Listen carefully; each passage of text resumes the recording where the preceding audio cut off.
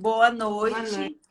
Quero te agradecer muito, muito, muito por ter aceito o meu convite.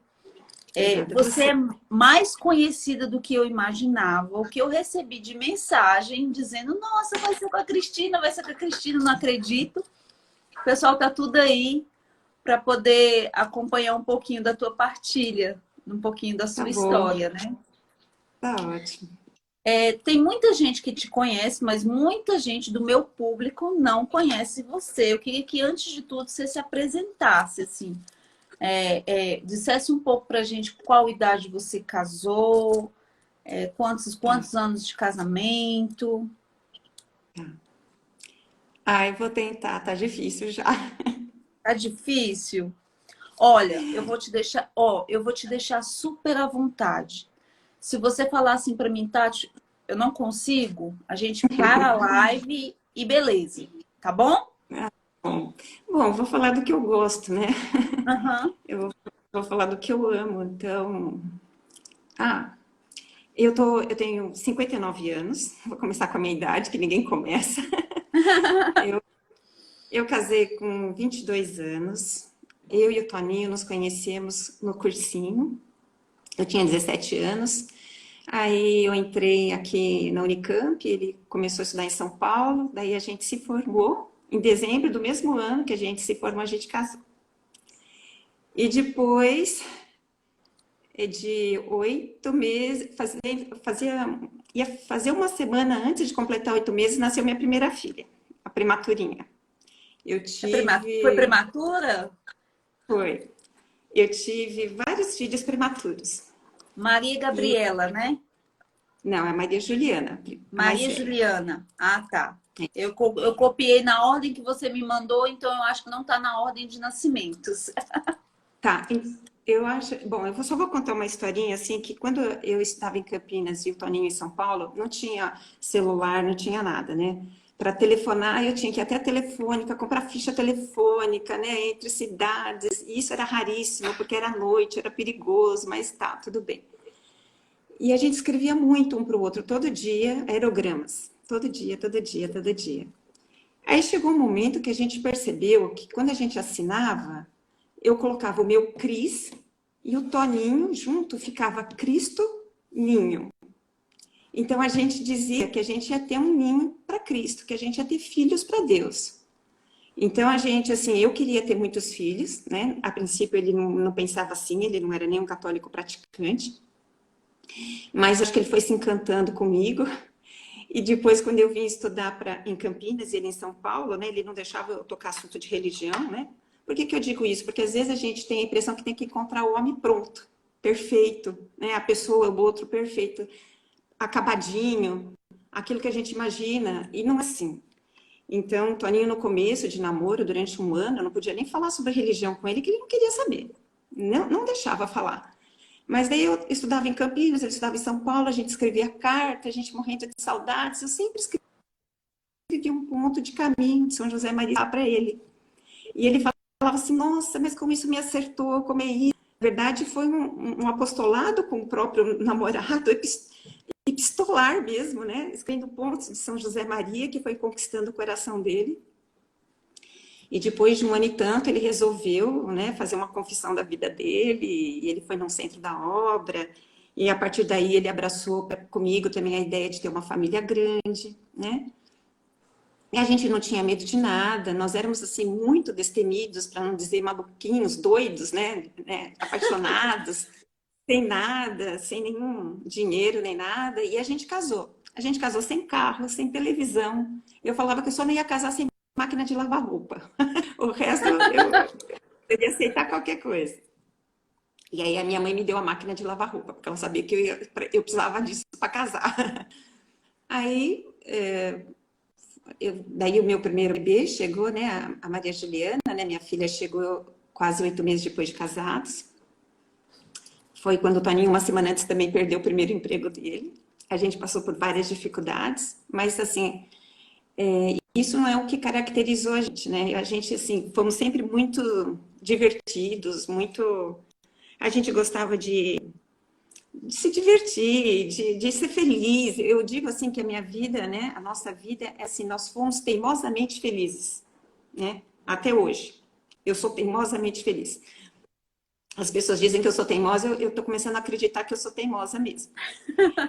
E daí depois, e foi muito interessante, a Juliana quando nasceu, como ela era prematura, eu não sabia de nada, a gente não tinha telefone, não tinha nada, e eu ia ter o parto em São Paulo, e morando em Campinas, né?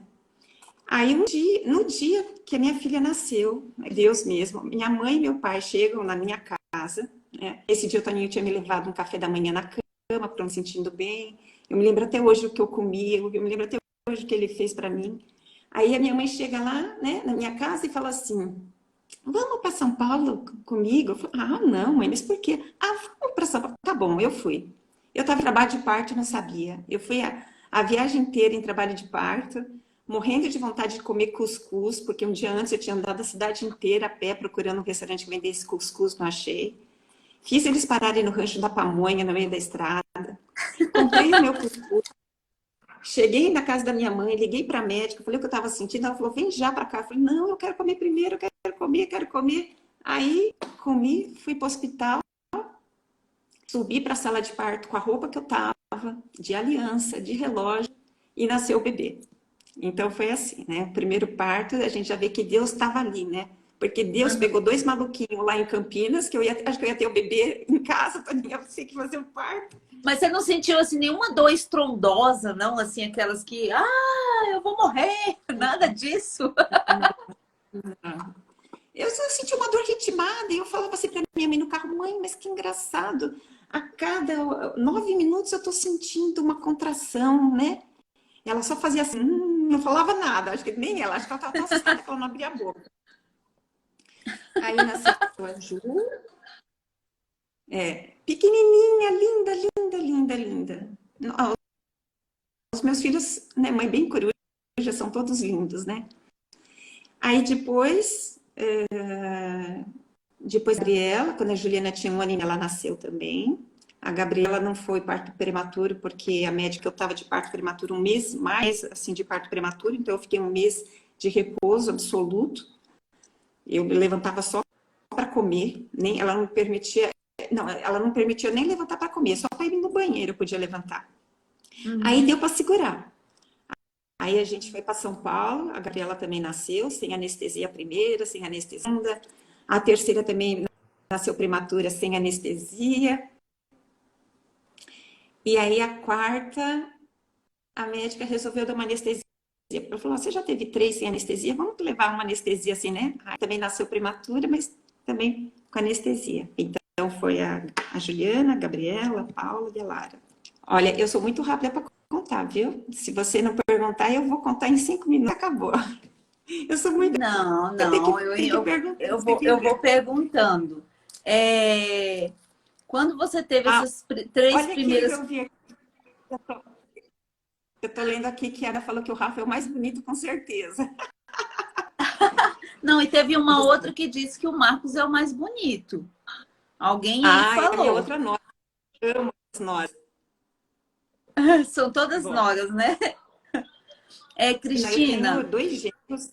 Fala, Cristina, pode nesses, falar. né, assim, você falou assim que seu marido, ele era meio assim, não queria muitos filhos, mas aí ele casou, ele se abriu à vida, assim. No caso, o espaçamento de um bebê para o outro foi curto, foi grande, como é que foi, foi, Então, mas veio rápido? quando a gente namorava, ele já queria ter muitos filhos. Ele estava nesse barco comigo, os felizes da Aham. vida. Então, a primeira, assim, da primeira para a Juliana, a mais velha, tinha 1 ano e meio quando nasceu a segunda. A Gabriela tinha 1 ano e 1 mês quando nasceu a terceira. A Paula, que é a terceira, tinha 1 ano e 3 meses quando nasceu a Lara.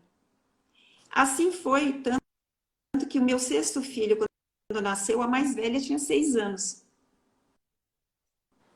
E era Cristina, como é que tudo fralda era? de pano, né? Era tudo falta de Então, pano? foram bem, bem assim, era um ano e pouquinho entre cada um. Do sexto para o sétimo, a gente deu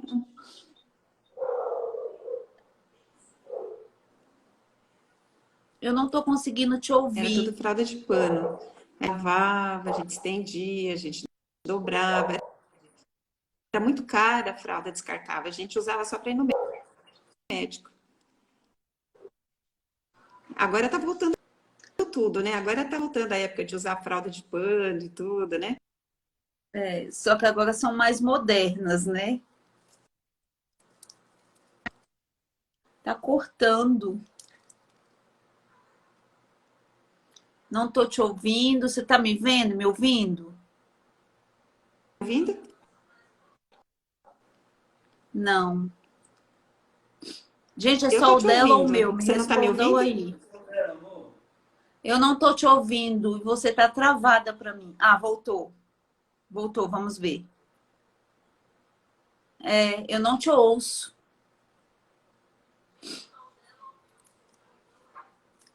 Vamos ver aqui.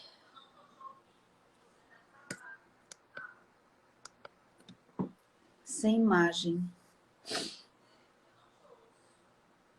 Deixa eu ver. Você tá me ouvindo? Você me ouve? Não, dela travou. Ai, gente. A imagem tem, tá travada só. Quer dizer, tá sem áudio. É, tô sem áudio. Eu não consigo te ouvir. Ixi, agora trava tudo. É,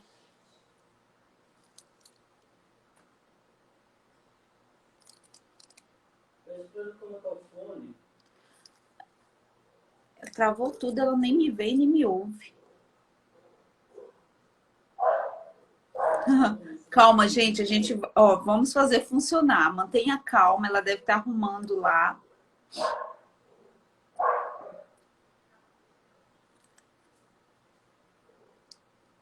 Quando tiver no finalzinho, vou entrar nessa live aí. Eu vou. Aí ela saiu, ó. Gente, ela saiu. Sabe a minha preocupação? É reiniciar a live e aí eu jogo essa fora ou salva essa, mas foi tão pouquinho tempo. Eu vou tentar começar novamente. Ela tá de novo. Eu vou tentar insistir na live. Vamos tentar insistir, tá? Vamos ver. Rezem aí para dar certo. Vocês viram que fiquem comigo que a gente dá um jeito. Vamos lá. Todas as lives deram certo. Só essa que... Vamos ver. Olha o bonitão que abriu aqui, que me ajudou. Esse é um dos Obrigada. mais bonitos. Esse é o favorito, na verdade. Bonito é acessório. Obrigada. Agora eu acho Deu que certo? dá Tá ouvindo tudo? Tá tudo certo? Sim, sim, deu certo.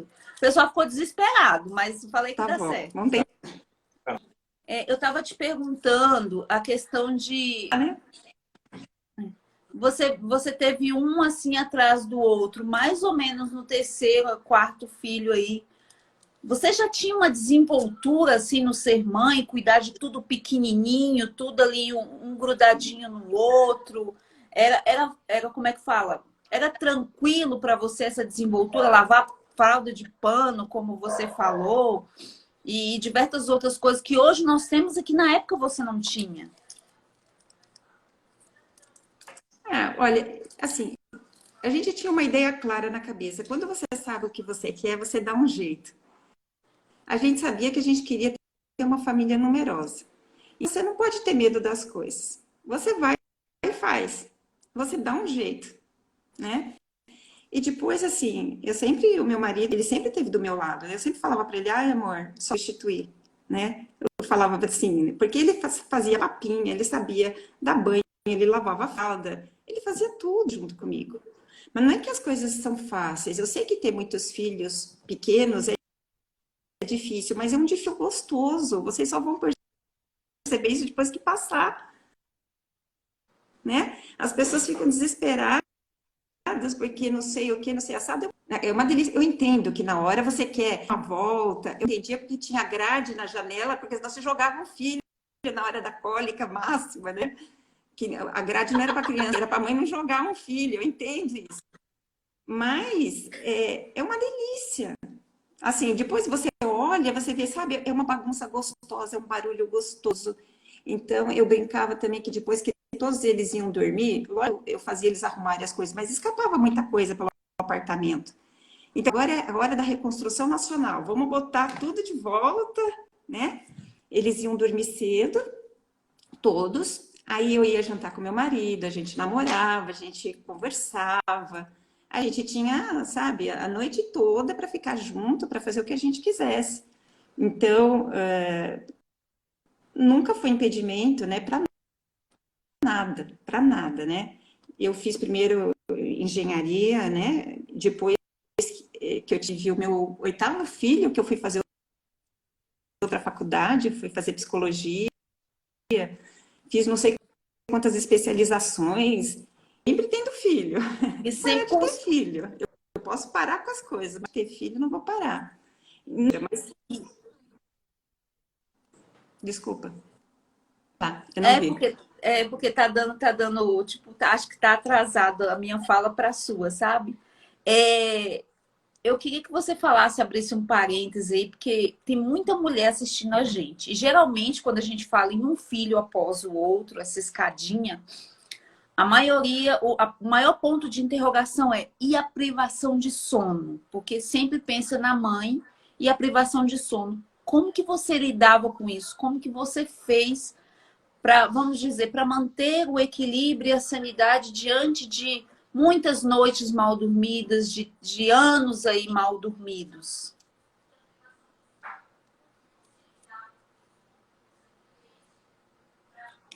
Não sei. A gente dá um jeito, eu não sei te dizer. Não tem um segredo, né? E como eles eram prematuros, eles mavam muito mesmo. Então, eu acordava da mamar, esperava. Eles tinham problemas tudo de cólica, porque eram bebês prematuros, o sistema digestivo não estava ainda muito desenvolvido. E realmente não foi fácil. Eu tive uma que teve muito problema, eu passei meses quase sem dormir nada, então, lógico, o corpo sente, né? A gente fica, mas parece que a gente restitui um pouco no final de semana, a família toda junta, e daí dorme um pouquinho mais, né? Quando dá, mais ou menos, porque criança também, quando dorme às 8 da noite, acorda às 6 da manhã, mesmo no domingo, né? Porque criança não discrimina domingo, sábado.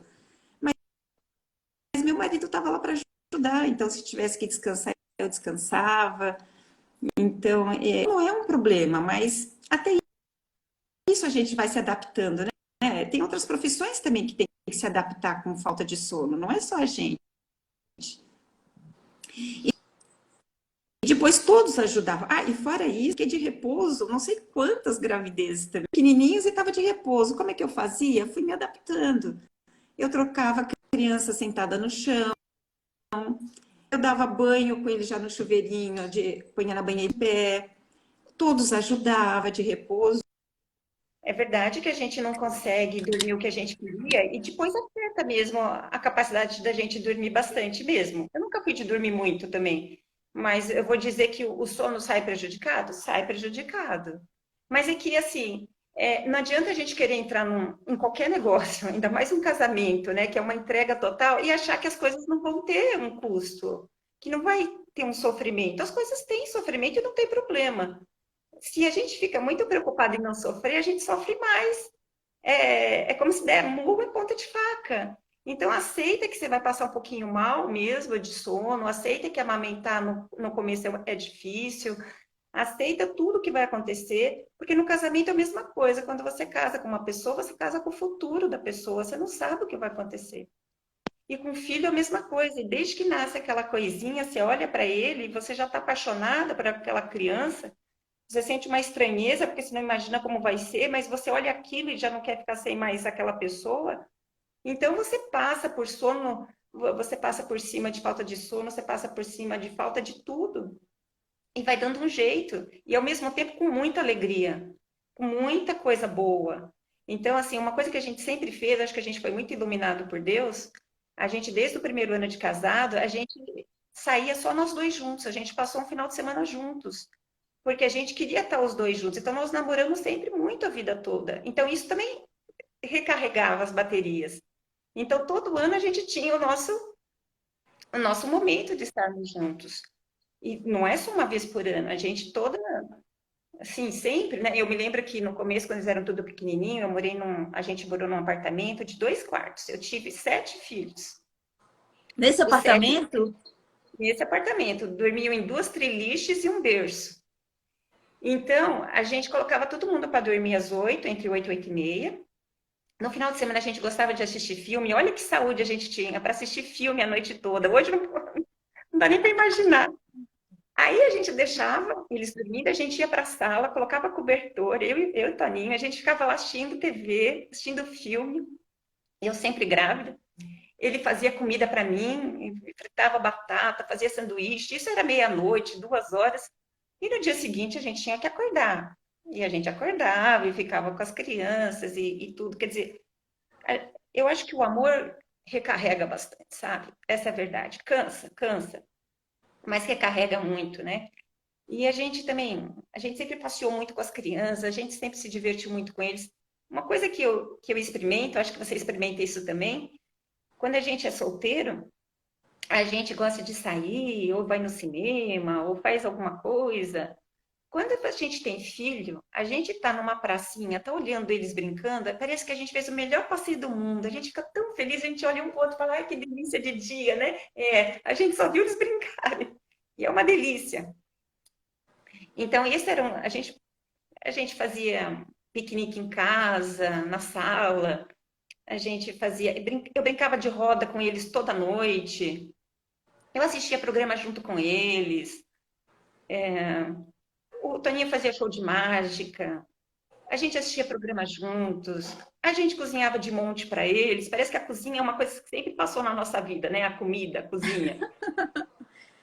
E a gente sempre fez questão de fazer muita coisa boa assim com eles. Fizemos tantos piqueniques, churrasco nas pedras. Assim, a vida é boa, né? Tem privação de sono? Tem. Tem falta de dinheiro? Tem. Tem briga entre irmão? Tem. Tem nervosismo da mãe e do pai? Tem. Mas mesmo assim é ótimo. É E isso, Cristina, né?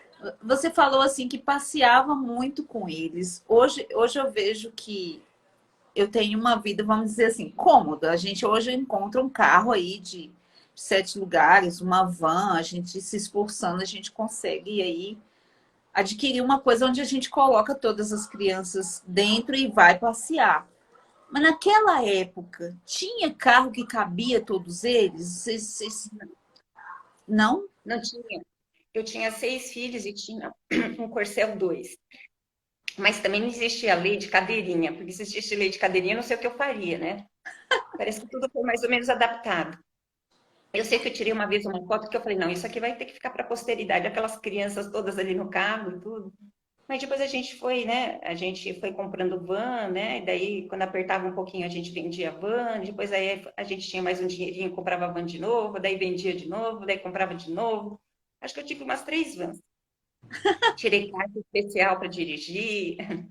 Então, aí a gente continuou saindo do mesmo jeito, mas daí a gente fazia viagens longas com eles. Nós fomos já para o sul da Bahia com eles, Ouro Preto, Foz do Iguaçu, e a gente ia tudo sem reservar hotel. Nós éramos muito doidos mesmo. Vamos, vamos.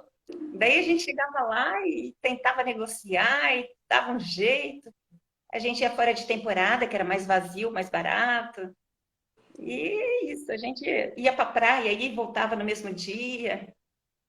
E assim, vocês topavam tudo juntos, você e seu esposo? Ah, Tudo mas isso vocês é colocam.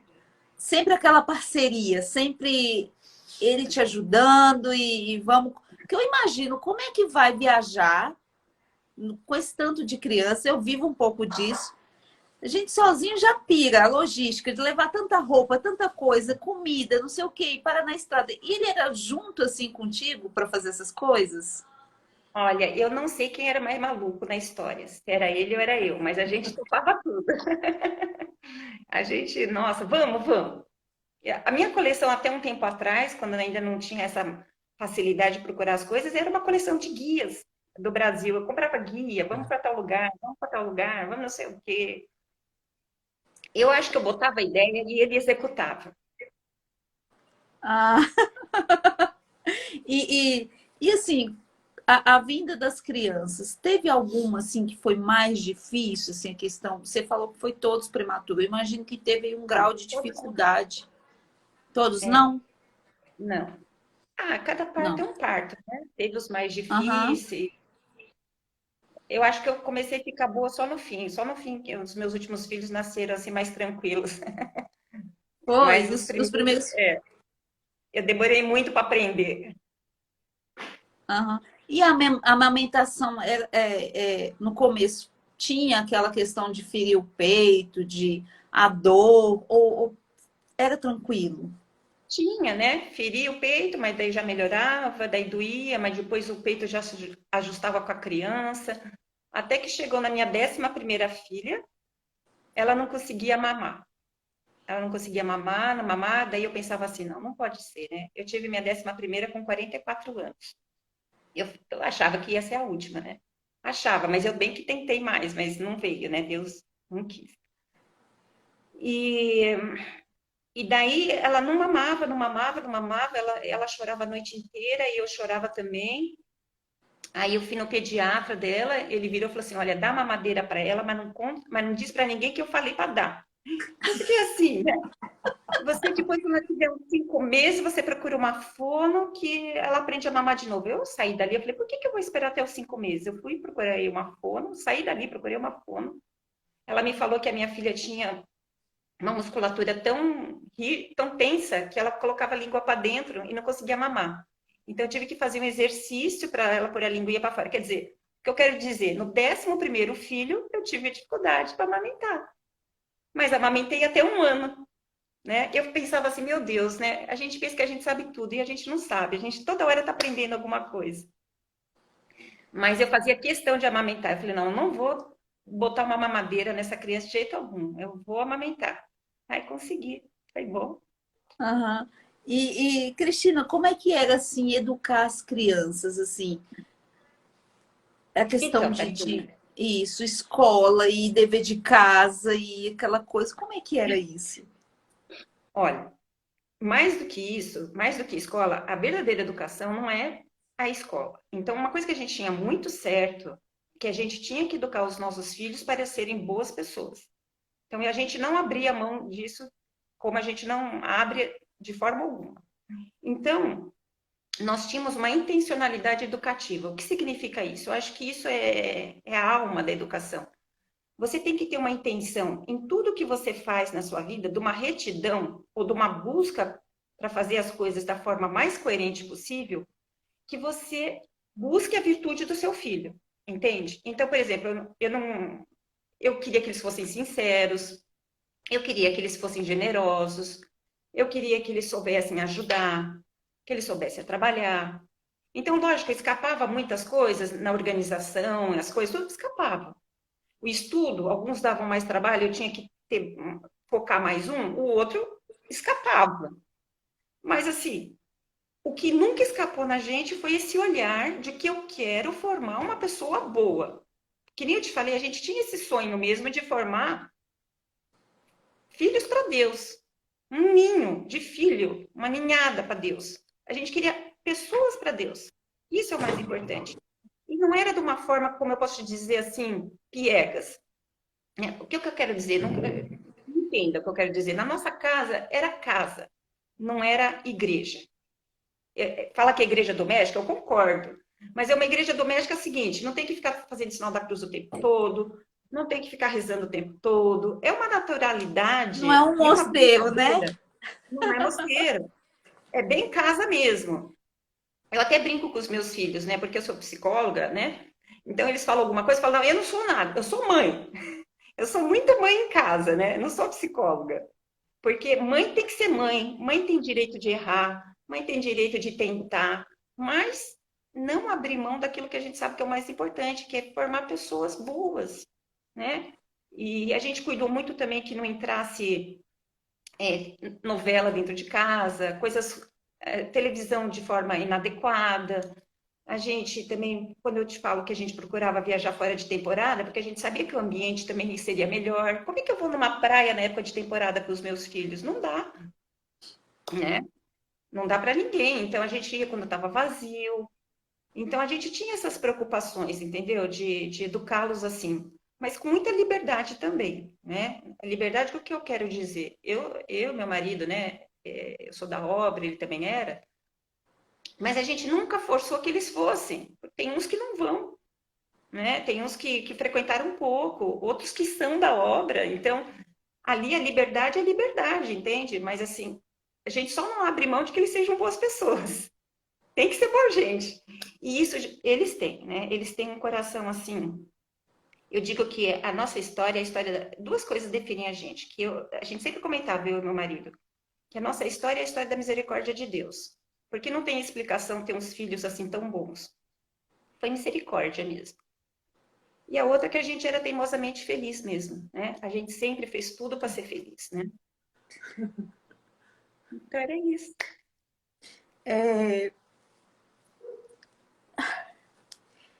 Desculpa. Cristina, deixa eu entrar aqui na live só um pouquinho, rapidinho.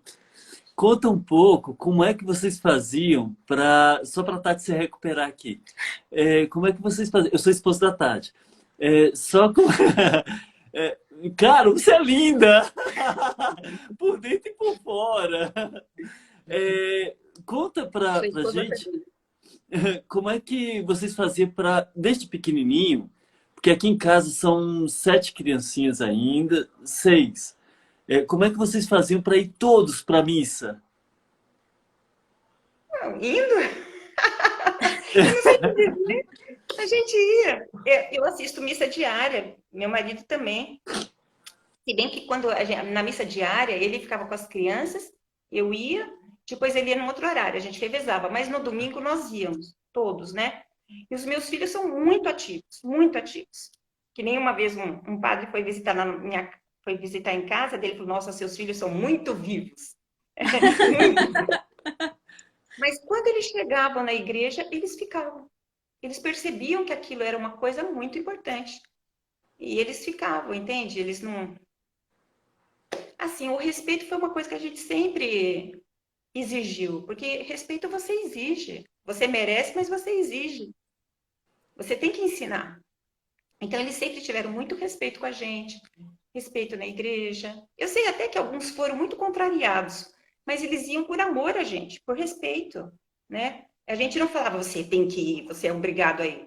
Mas eles iam porque uma coisa que caracterizou muito a vida da gente é o coração. Por isso que eu queria que você me chamasse pelo coração do Toninho. A gente queria fazer uma... assim, eu queria dar esse presente para o meu marido, entendeu? Que as pessoas conhecessem um pouco o coração desse homem, porque eu não conheci pessoa mais generosa na minha vida. Era isso que me encantava nele, né? Aquilo me deixava realmente assim, boba de ver, né? E os meus filhos saíram assim, generosos e carinhosos, e a gente sempre foi muito afetivo, a gente gosta do beijo, do abraço, a gente é exigente também, a gente é bravo também, e ao mesmo tempo sendo bravo, sendo carinhoso, eles percebiam que a gente amava muito eles, que a gente fazia tudo com eles, assim, por eles, né? Então, eles tinham muito respeito. Eles, assim, faziam... Não, eu tenho certeza que eles deixaram de fazer muitas coisas para não nos machucarem. Mas não é só por isso, porque também depois eles foram pensando ao longo do tempo, viu o que vale a pena, o que não vale a pena. Sei que eles deram cabeçadas, alguns mais, outros menos. Nossa, o joelho só ficava no chão rezando. A gente reza, reza, reza, carinho, carinho, carinho. Acho que é isso, sabe? Reza escondido. Não reza na frente deles, assim, dizendo que eles estão dando trabalho. Reza escondido, chora escondido. E depois, muito carinho, muita alegria. E foi isso, né? Eu fui aprendendo também, ter um coração grande também. E assim, é isso, né? E Mas Cristina, a gente era muito assim, botava no carro e ia. é porque com a gente, hoje, as pessoas comentam muito o fato das crianças chegarem, sentarem e ficarem sentadinhas e não fazer tanta bagunça na missa e tudo, ficarem bonitinhas lá. E o que você falou assim, eles fazem isso por amor a mim e ao meu esposo. Tipo, mamãe e o papai vai gostar se a gente ficar bem comportadinho na missa. Então, se a gente Olha, vai exigindo ele, esse respeito. é, e também a gente não deixava fazer barulho. O pai tem que ensinar o filho a não fazer barulho, Sim. né? Porque hoje, né, o filho pode berrar, pode bater no pai, pequenininho. Eu vi a criancinha de 1 ano dando tapa nos pais. Eu falei, gente, mas até quando que esse pai vai deixar o filho bater na cara dele, né? Então você tem que segurar a mão da criança e falar não. A criança vai berrar, você fala não. Ele vai aprendendo, né? Aham. Cristina, eu não sei se na época com vocês era assim, mas comigo e com meu esposo é questão dos comentários das pessoas. Como é que eram os palpites, assim? Mas vocês não vão fechar a fábrica? Na época vocês não tinham essa história. A TV não era tão assim, né? Mas hoje em dia, Não, vocês não têm TV em não. casa? Era Tinha essas exatamente coisas? isso. Demais. Olha, a pressão era tanto que assim, olha, era demais, entendeu? Mas acontece que eu reagia de uma forma ruim, né? Eu sou a mais brava, né? Então, o meu marido, né, ele sempre conversava e sorria e não sei o quê. Eu não. Se a pessoa falar, eu falava assim, olha, se vai falar o que quer, vai ouvir o que não quer.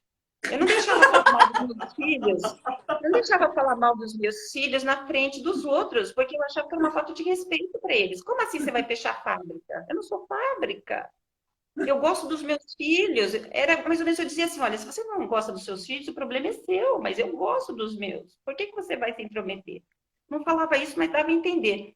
Mas o pior não era nem isso. O pior é quando eu estava num parquinho, chegava alguém que não me conhecia, falava assim, é tudo seu? Eu falava, não. Aí a pessoa fazia uma cara assim, e a coitadinha da filha da pessoa estava do lado, eu falava, coitada dessa criança, né? Porque se filho fosse um bom negócio, a mãe dela não estava tão indignada assim. Então eu ficava constrangida até pelo filho da pessoa. Então eu não deixava os meus filhos ouvirem algum desaforo, entendeu? Mas assim, eu não vou dizer que é o melhor jeito para reagir.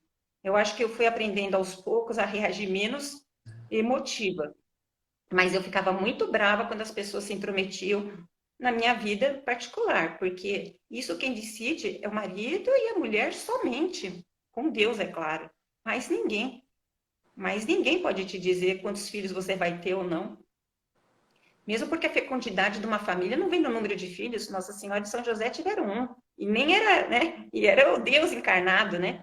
Então, assim, eles são modelos de santidade, mas, assim, número de filhos, ninguém tem que se intrometer, não é? Exatamente. É sagrado entre o homem e a mulher somente. E Deus.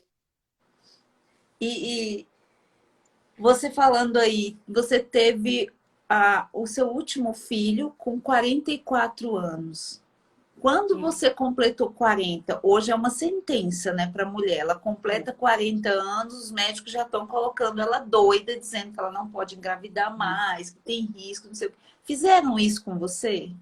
Então, aconteceu uma coisa até pior. Eu tive a minha 10ª filha com 41 e a minha 11ª com 44. Só que entre uma e outra, em 2003, eu perdi um bebê com 3 meses, né, de gestação. E quando eu estava grávida, eu fui fazer os exames, deu problema na translucência nucal. Daí a médica falava assim, as duas, né, tanto a médica como a que fez o exame, que o bebê podia ter 1000 problemas, que ia nascer uma... Ah, sei lá, começou a falar. Daí eu chamei meu marido para ir comigo, né, para ele dar um basta ali, né, para as pessoas pararem de falar. Mas eu sei que eu acho que por conta do estresse, né, eu sofri muito, elas fizeram muita pressão, eu não queria fazer nenhum tipo de exame, não queria fazer nada. A gente tava super de boa, meu marido tava super tranquilo, super feliz, tal, tá bem, bem, bem. Mas eu perdi o bebê. E quando eu perdi o bebê como se fosse um parto, estourou a bolsa. Eu fui para a maternidade, o bebezinho saiu na mão do médico, ele ficou desesperado, eu falei assim, eu quero o meu bebê. Porque o bebê foi para o exame, mas eu falei, eu quero o meu bebê. E eu enterrei o meu bebezinho. Mas você imagina o que eu sofri.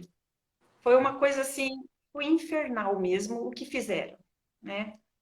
Aí eu fiquei muito receosa, né? Depois de ter outro filho, porque tudo aquilo, toda aquela pressão, falando que, assim, eu até esqueci, agora travou, bloqueou. Eu não me lembro nem a frase que usaram para mim para fazer um terrorismo mesmo. Mas daí eu estava levando a minha filha mais velha no médico que fazia ultrassom. Aí eu brinquei, eu olhei aquele. Até hoje eu gosto de ver o aparelho de ultrassom porque eu lembro quando eu ouvi o batimento cardíaco, né? E aí eu falei para o médico, eu gosto de ouvir isso, que eu me lembro dele. Perguntou quantos filhos eu tinha, eu falei e tal, mas eu falei que eu tinha perdido um bebê e que depois dos 40 era perigoso. Daí ele virou para mim, né? Um médico de uma clínica aqui em Campinas, um médico da USP, muito bom. Ele virou e falou assim: bobagem, não tem problema nenhum ter filho depois dos 40. Assim, dobra a chance de ter filho com problema, dobra, mas sabe quanto que é a chance? 1%, então vai para 2%. Quer dizer, ele me deixou tão tranquila que no último bebê, né, ele fez assim, ele cuidou tanto, tanto da gestação, que o meu convênio não cobria mais ultrassom e ele fazia de graça, porque ele queria acompanhar, acompanhar, acompanhar, e nasceu uma menina linda, perfeita e maravilhosa. Quer dizer, foi o que ele falou, depois dos 40, realmente aumenta a chance, passa de 1 para 2% de ter problema. Quer dizer, é a mesma coisa, entendeu? Não é assim como as pessoas pensam. E é uma delícia ter filho depois dos 40. Quantos anos você tem, Tatiana? Vou fazer 38. Ah, é uma delícia ter filho depois dos 40, viu? Eu já tô sabendo, já tô me preparando para isso. E Ai, tem que gente ótimo. que já me dá sentença, fala, não, você tem até 40 anos, você vai ter mais quantos? Eu tô na minha 8ª gestação, né? Você vai ter mais quantos? E aí eu falo, eu não sei, mas até 40 você vai parar. Eu falei, eu não sei, eu me sinto tão nova com 38, com 40 eu devo que vou me sentir nova também. E Cristina, hoje o seu filho mais velho tem qual idade? 36. 36. E a mais nova? 15. 15. E como eu queria que você falasse um pouquinho, porque a maioria das mães que eu chamei durante a semana, elas têm filhos pequeninos ainda. Queria que você falasse um pouquinho sobre a fase da adolescência. Ah, eu descobri uma coisa. Que na fase da adolescência, do jovem adulto, o que a mãe tem que fazer é ficar quieta. Não quer dizer que ela tem que deixar fazer tudo, não. Mas fica quieta, que é melhor. Não adianta entrar no jogo de conversar, porque não sai nada daí. Deixa falar, deixa falar, deixa falar. Mas eu demorei para aprender, mas é isso a melhor coisa. Deixa falar, falar, falar, falar. Mas o que tiver que fazer, vai fazer. Regras da casa são regras da casa. Entendeu? Enquanto eu estiver vivendo na sua casa, vai ter que obedecer algumas coisas. É simples assim, né? Entendi. E E, rezando.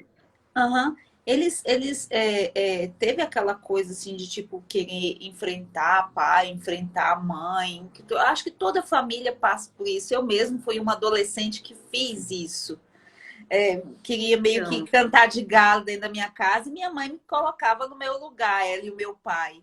Teve isso?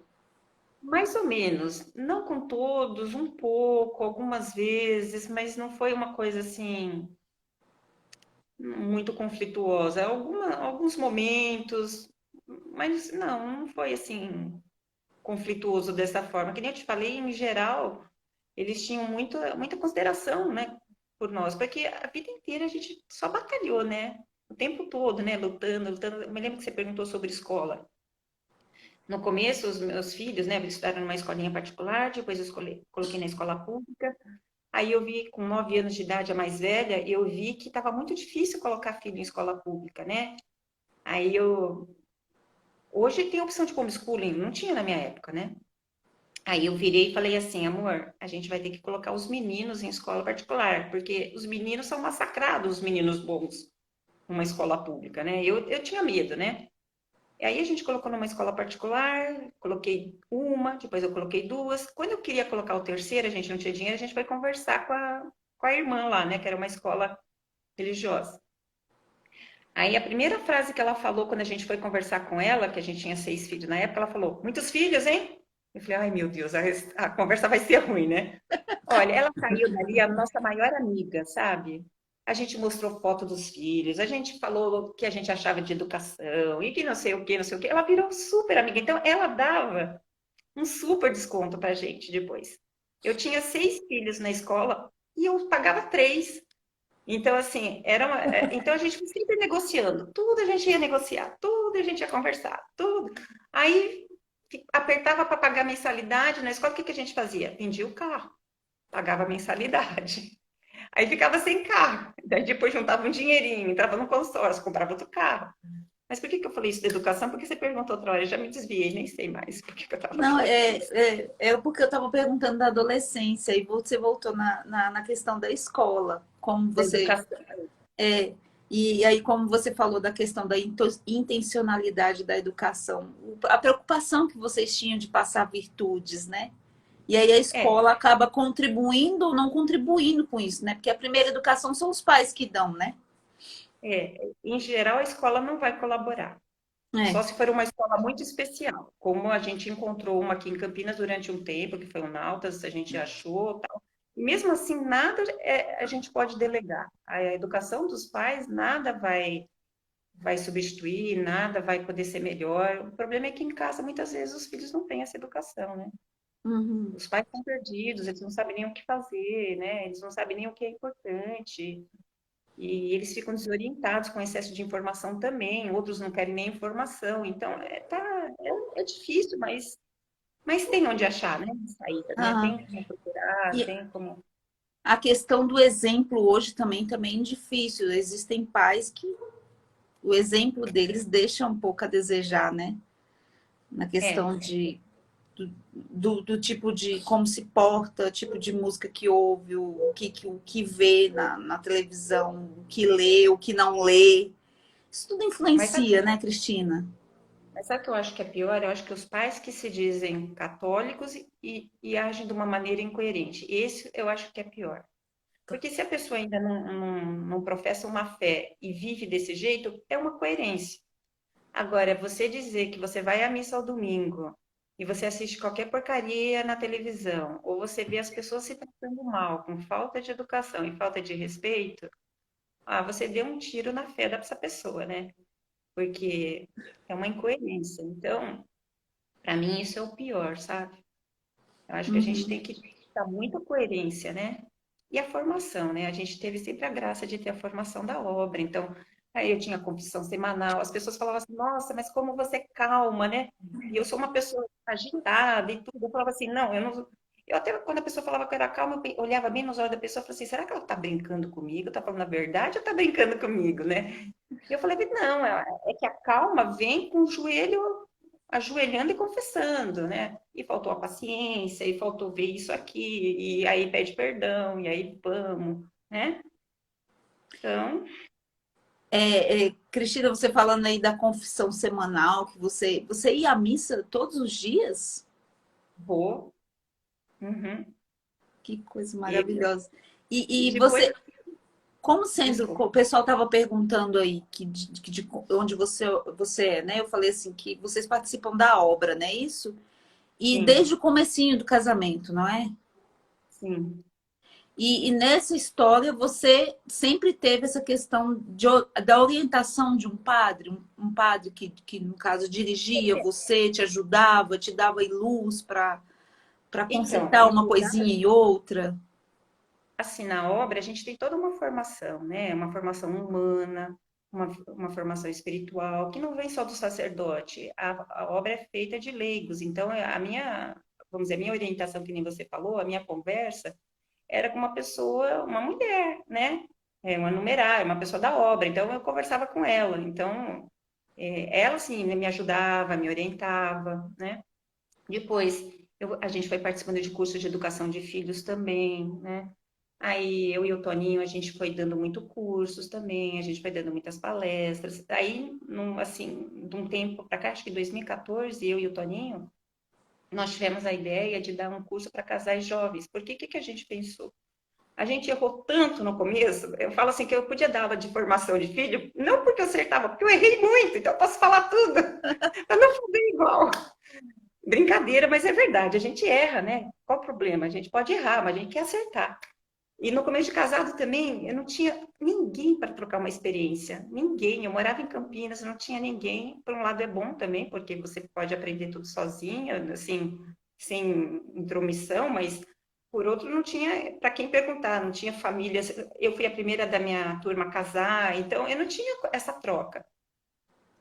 E a gente foi aprendendo juntos, eu e o Toninho, né? Errando, acertando, errando, acertando, errando, acertando. E a gente falou assim, vamos dar um curso para esses casais jovens? Vamos. E aí, então, a gente começou a dar essa formação para eles também, porque a formação faz muita falta, né? Você quer ter experiência um pouquinho dos outros, você quer ouvir um pouquinho, você quer aprender um pouquinho, e depois conversa, né? Os dois, o marido e a mulher conversam e chegam à conclusão o que acham melhor, né? Entendi. E uma coisa interessante que na obra, nunca alguém chegou para mim e falou, ó, faz isso, faz aquilo. Não existe isso, né? Eles dão uma formação, a gente pensa, a gente faz oração mental, a gente, né, assiste a missa, a gente procura ter vida interior, e daí vai, né? Você vai pensando, tanto que tem tudo que é tipo, né, de pessoa dentro da obra, né? Eu e o Toninho é mais maluquinhos, né? Felizes. Cristina, assim, foi quantos anos de casados? Ia fazer 35, 35. quase 35. Eu agora, Aí, quantos anos você está casada, Tati? eu vou fazer 12 esse ano. Você acha pouco ou muito? Eu acho pouco, parece que eu casei tem 2 meses. Eu também acho poucos, entendeu? Entendi. É muito É pouco. porque quando você falou aí da questão que vocês namoravam muito, que vocês estavam sempre juntos, eu identifiquei muito a minha história com meu esposo, porque a gente é muito assim. Tudo que eu topo, ele topa, as ideias que eu tenho na cabeça, ele compra e vamos junto. A gente põe os meninos para dormir e vamos ficar junto. Se tem uma brechinha, tem como viajar. Irmão, fica aqui cuidando das crianças que eu vou viajar, vou passar um final de semana com ele e sem peso na consciência, porque a gente sabe que se eu e ele a gente estiver bem, o resto tudo vai andar bem, sabe? Então eu me identifiquei muito com essa parte. E, e eu queria abrir um pouquinho agora, se você se sentir à vontade, para você falar um pouquinho do Toninho, assim, um pouco mais dele, de quem ele Ah, era. As pessoas estão querendo aí que você fale um pouquinho dele. aí eu acho que eu já falei tudo, porque assim, ai, não dá. Assim, ó, eu vou te contar um sonho que a minha filha teve depois que meu marido morreu. Ela, ela sonhou com o pai, viu o pai tão assim nítido que ela ficou confusa no sonho. Ele virou para ela e falou assim: Não, aconteceu mesmo. Ele falou: Eu sou a Cris. Isso foi o sonho dela. Então eu até brinco agora, eu falo assim: Eu sou a Cris. É um só, entendeu? Então, assim, se eu tô falando de mim, eu tô falando dele. Mas, assim, tenho muitas coisas para falar dele. Eu não consigo falar. Por isso que eu te passei pelo coração do Toninho para você me chamar, que eu queria que as pessoas Aham. conhecessem ele. Vê o e-book, vê o site, vê sei lá o que quiser. Por que que eu quero que veja? Porque realmente eu não conheci uma pessoa de coração maior do que ele, entendeu? O que ele podia fazer por mim, não consigo falar. Então, gente, olha, todo mundo aqui está convocado. Não deu para ela entrar por esse perfil, mas eu quero que vocês entrem lá e conheçam o esposo dela. @coração do Toninho. Tudo sem tio, sem cedilha, tudo assim. Então o pessoal tá colocando aí, ó, www Coração do Toninho. O Instagram também é @coração do Toninho. Para vocês irem lá e verem tudo. O e-book, as coisas que tem no Instagram. No E assim, site. no site, isso. Tudo que vocês puderem ver, né? Algumas pessoas que estavam aqui, que foram formandos dele, que ele ajudava, estavam dizendo aí que era uma pessoa maravilhosa e tudo.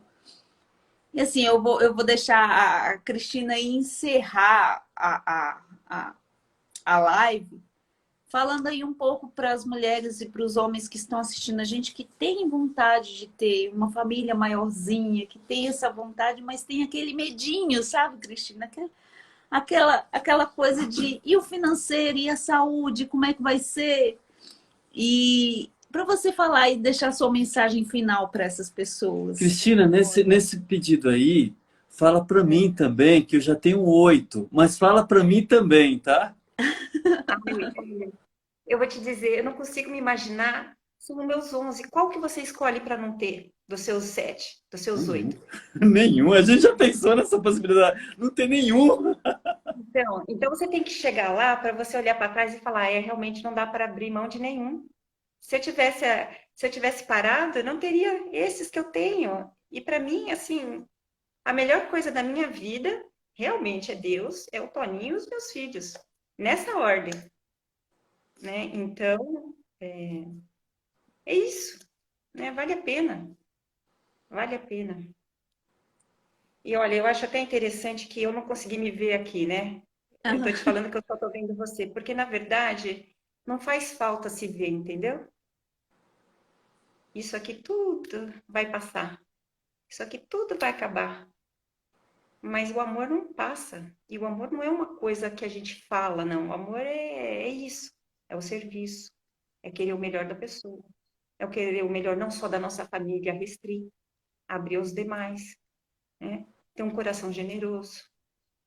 Então é isso. Vale a pena.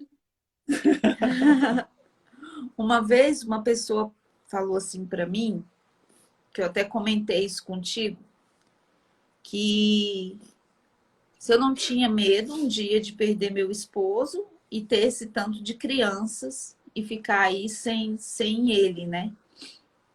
E assim, com muita sensibilidade ao seu momento, se você soubesse lá atrás que você perderia o Toninho, você teria tido todas essas crianças ou você teria ido aí mais devagar? Olha, Porque isso, não, as pessoas pensam assim, né?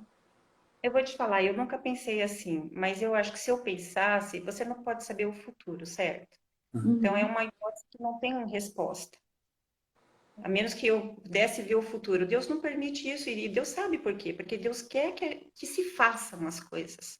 E tudo tem um tempo, um processo, né? Então, a ninguém é dado conhecer o futuro. Porque não é para conhecer o futuro. A gente casa com o futuro da pessoa, mas a gente não sabe o que é o futuro. Se eu pensasse que eu fosse perder o Toninho, eu teria ficado doida. Porque eu realmente achava que eu fosse ficar doida sem ele. Mas o que aconteceu foi que na hora que ele foi, eu percebi que eu tinha que ficar pelos meus filhos. Então você tem uma força que você não imagina, só por eles. Porque eu senti que eu tinha morrido naquela hora. Mas eu não podia morrer. Então, e eu achava que ele merecia o céu, sabe? Na hora que ele morreu, eu falei, meu amor, você merece isso. Ele estava pronto. E ele merecia. Então é isso. Aqui tudo passa rapidinho. Cristina, Tem que ser bom enquanto está aqui. a senhora falando disso agora, A senhora não, me chama de você que eu não tenho senhora. você falando disso agora, eu lembro da minha mãe. Minha mãe morreu tem menos de 15 dias. A missa de sétimo dia foi recentemente. Ela morreu de Covid, né? Eu, Tá bom? eu pedi a Deus que me desse um tempinho só para segurar na mão. Sabe? Só para segurar na mão dela e dizer assim, mãe, eu tô aqui. Eu tô aqui porque a senhora me deu a vida e eu quero te caminhar, sabe? Eu quero te encaminhar para essa vida que a senhora está levando. Eu tenho certeza da minha mãe que ela não morreu, sabe? Ela está viva de uma maneira muito mais plena, principalmente na minha vida agora. Sabe, a senhora falando, você falando dessa forma do Toninho, dá para perceber a mesma coisa. Parece que ele não está morto, não. Sabe, ele tem uma vida tão presente na sua vida, de tal forma que a sua vida e a dele se confunde. Sabe, você é um reflexo da vida dele. Ele não tem como a gente falar assim, ele faleceu. Não, ele está vivo. Ele está vivo hoje na senhora, ele está vivo hoje. Se seus filhos olharem para o espelho, vão ver ele, sabe? Eu vou dizer uma coisa que é engraçada, e nós dois somos muito diferentes. Mas a gente adorava fazer as coisas juntos, né? Ele não conseguia mais cozinhar assim, eu esperava ele chegar para cozinhar, porque era gostoso estar do lado dele. Tudo. A comida de homem é mais gostoso. Era gostoso porque ele fazia, eu comia, eu ficava do lado dele. Tomava vinho do lado dele e esperava acabar comigo. Eu só quero dizer o seguinte, que essa confusão não deixa não é uma confusão de a gente se anular, porque somos muito diferentes, mas é uma união que é isso. De completar um ao outro. É uma história só. É isso. Que linda essa live! Cristina, muito obrigada pela live. Muito obrigada por você participar. Eu sei que não foi fácil, assim, tá mexido aqui. Mas eu queria muito te agradecer por você ter aceitado o convite e muito pelas palavras. Gostei de te conhecer, viu? Eu também. Eu também! Vou levar Eu muitas também. das suas palavras no meu coração. Muito obrigada. Deus lhe pague. Imagina, querida. Um beijo, viu? Beijo. Beijo para todos também. Beijo! Beijo.